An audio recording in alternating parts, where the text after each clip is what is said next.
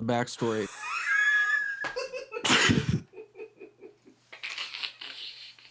It's just so not expected. I've started to experiment with my yawns, man. I've started to really branch out with just what I do. Yeah. Yawns, sneezes. Yeah. I've just started going so hard. With the sneezes that, like, as high pitched as I possibly can. Dude, I had a sneeze recently that I pulled a muscle in my back before I could even get the sneeze out, and it canceled the sneeze. I went like that. That's what it was. I couldn't. And the next day, I was in severe pain from it. Oh my lord.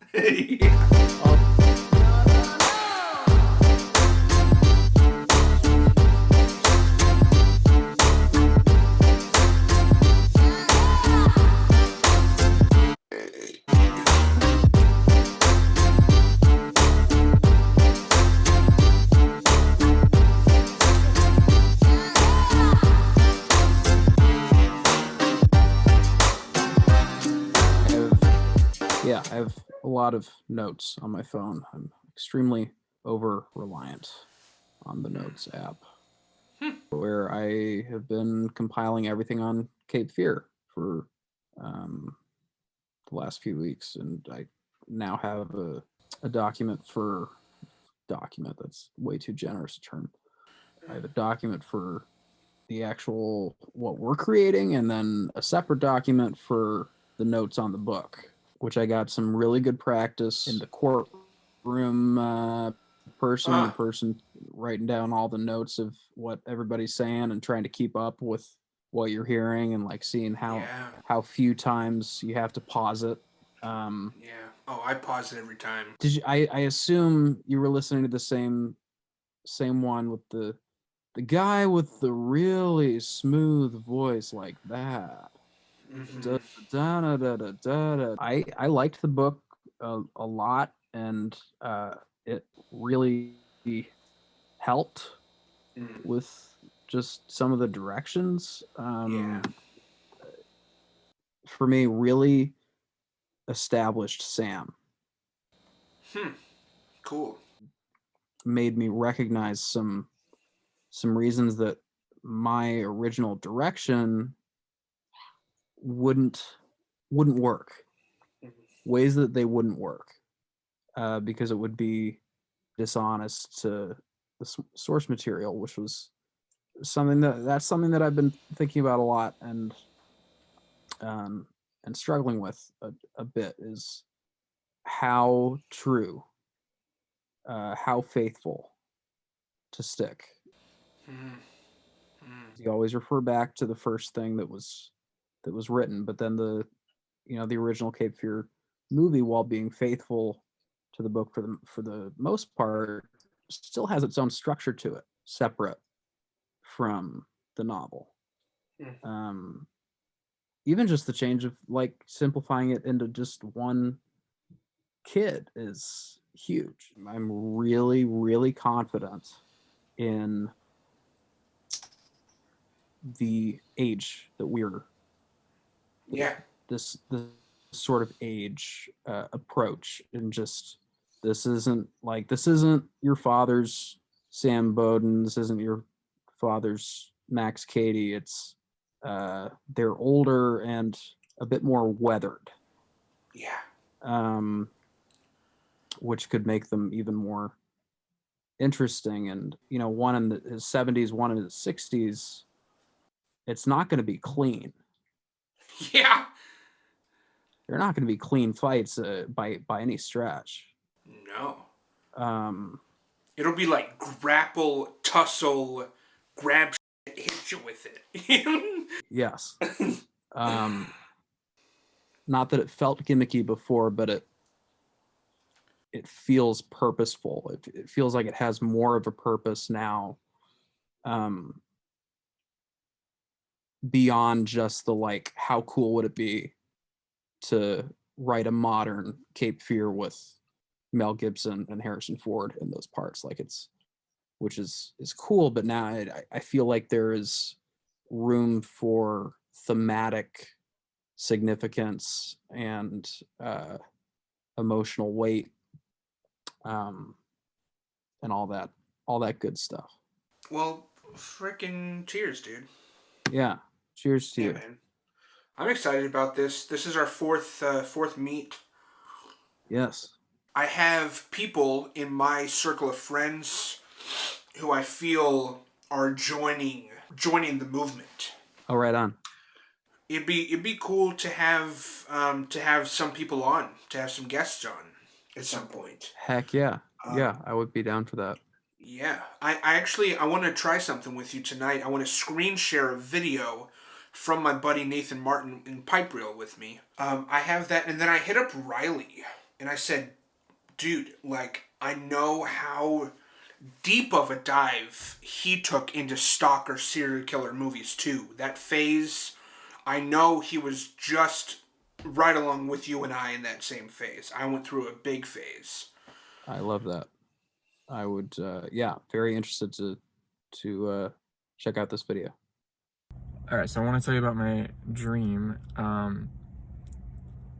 So that line that you put at the end of the movie, or something like it, where Mel Gibson is dying, probably by the hands of Harrison Ford, and he's laying there, and I can just picture it so vividly. He says something like, "I was just trying to scare you," and it just flashed through my head so vividly. And then the next scene is an overhead shot, close up of a pan of eggs outside. You could see by the hands that it was Gibson, and he's just sort of cutting the eggs, the scrambled eggs, in strips, which is very important because it's unique. People don't cut their eggs in strips, and I wanted it to be cut in strips. And then you sort of pan out that way into the dirt, and there's like a wrapped up body, and you can't tell who it is. And so in my head, it's like obviously this is the ending, obviously Gibson's gonna die, and then shift, we don't actually know. And I was like, and then I was thinking the cop for this movie, there should be a third character, and he should be more of your like normal relatable character. And I said he should, first thing that comes to mind is Ethan Hawke. And I was like, I know, Ethan Hawke. I'm not even that big of an Ethan Hawke fan. But Ethan Hawke, I was like, or Casey Affleck. Again, very random, but I kind of stand by the thought, because both of these men, Max and Sam, are not really grounded in reality. One of them is struggling with dementia. One of them is struggling with being crazy. And both of them are living in the past, and having a character for the audience to actually relate to. Say it's Casey Affleck or Ethan Hawke. Is that his name? Anyway, then that character as a cop, he's so much younger than these other two characters. He doesn't have the history. He might know what he's been told, but he doesn't have a history with the characters, just like you don't have a history with the characters. All he knows is what he's being presented with before him. So he's dealing legalistically with these characters, just based on how, like, procedurally, how you should. And it's a struggle because these are two very crazy characters, and manipulative characters, but he's approaching it from a very normal standpoint, just as us outsiders are approaching a very not normal situation with normal thinking. And it might be an interesting storytelling device, like, to make it more relatable. I don't know, what do you think? I love that. Same.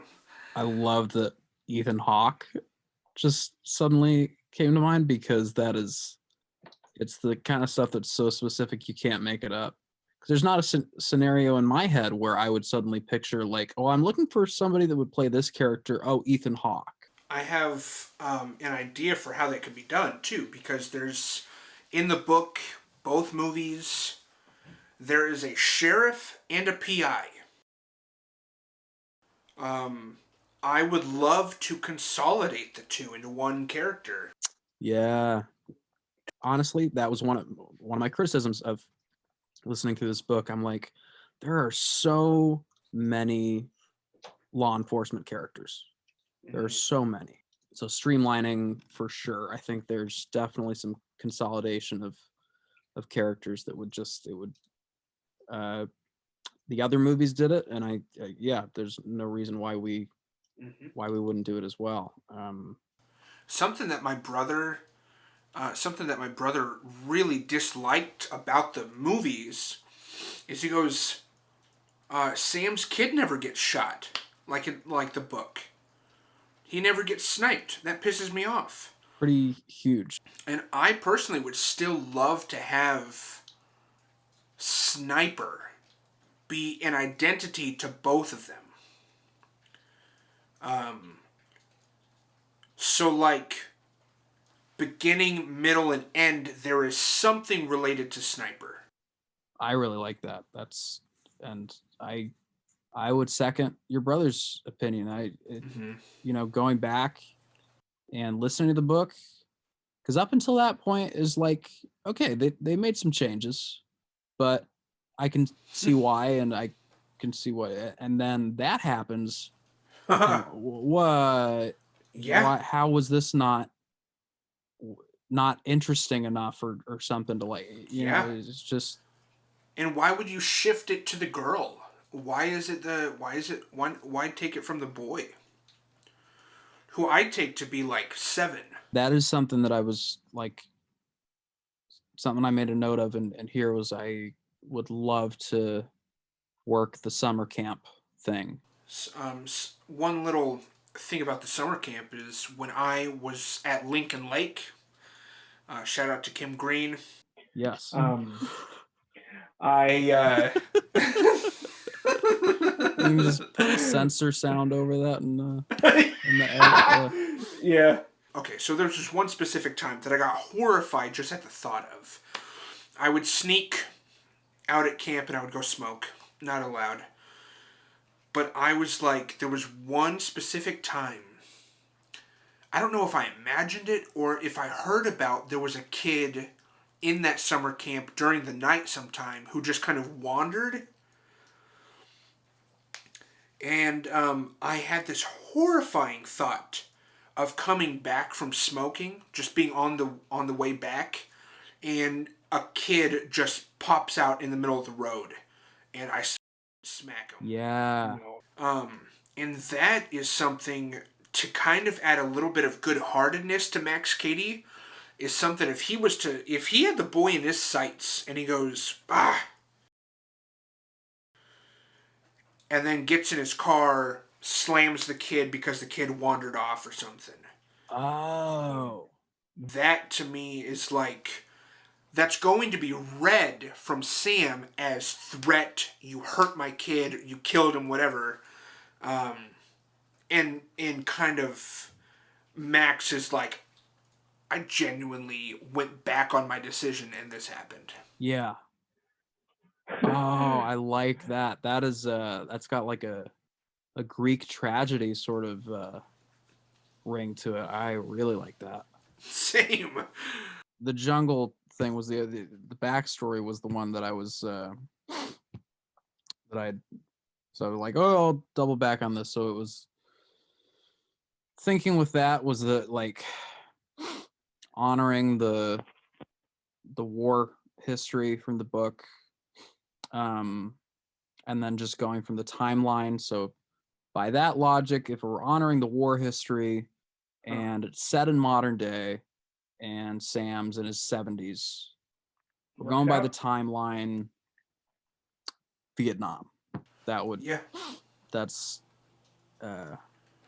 what popped into my head, and I was like, okay, so Cady does something in that I loved the detail in the book about another one of those details that I was like, I want to hear more about this was the jungle fever that Katie had initially been sent on leave temporarily was due to this jungle fever. And so I was thinking like maybe there's a way to incorporate that into, I mean, because Vietnam did some crazy psychological to some people, and like that would be definition of, if somebody was to say jungle fever, probably Vietnam would come into my head quickly, pretty quickly. And dementia triggered by PTSD. yes, dude, yes. And so yeah, the couple things that popped into my head were okay, so Katie does something that gets him reprimanded, but it isn't the thing that gets him in prison.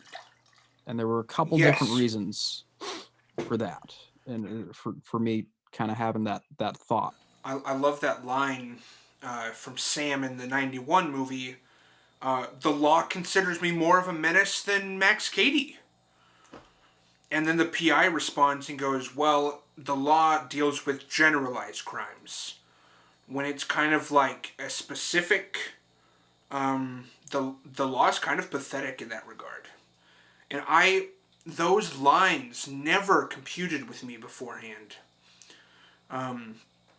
The PI's response didn't, but Sam's did. And I even wrote that line into a spec. I don't know if you caught it, but Max is confronting Sam. You did this, you did this. Who's the real menace to society? So I love that exploration, and I think that's important. So that was sort of my thought for the Vietnam, was that that it's something bad that happened at the time, but because of the time and because of the circumstances, he was reprimanded, but he wasn't imprisoned for it. Yeah. And then later on in life is when he when he slips and he does the thing that actually gets the attention, and that was sort of my thinking for like that it's an attack on an American girl. Yeah. It's an attack on an underage American. Oh man. Wow. And that's the one that gets the attention and brings in all the lenses and microscopes, and they call in his commanding officer at the time, and they get Harrison Ford to testify.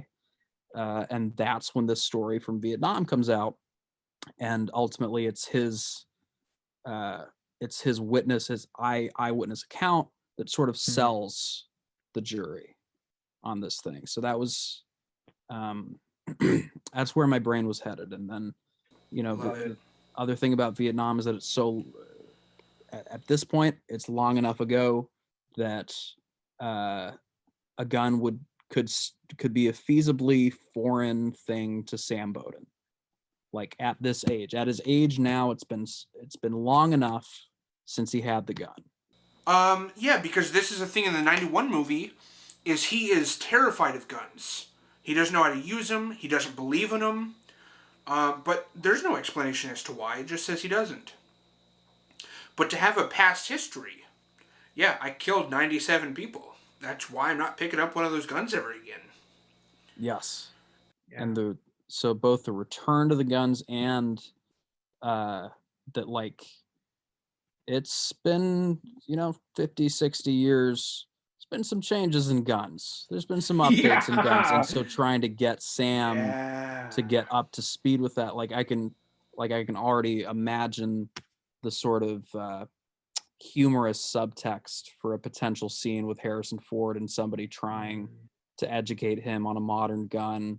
I even like the idea of maybe it's not Sam and Max pointing at one another, but the whole big thing that Sam despises the idea of is using his family as bait.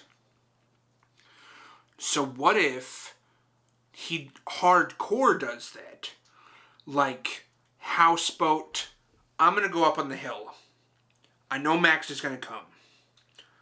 I'm just going to have to get to him before he gets to you. So he compromises on the bait of his family and the gun. Oh, I love that. Yeah. Dude, thank you so much for the energy you're putting into this thing with me. Seriously. Thank you for inspiring it and getting this thing rolling, and thank you for thanks to your friend, thanks to your friends plural that are investing and offering thoughts and feedback. So Yeah, dude, I hope that this kind of energizes you even in the 2 weeks that we don't talk. That's what I hope. Yeah. Definitely examining the book helped. And when I say examining the book, I mean like sitting on my ass listening to somebody else read it. Yeah, I know. But I know.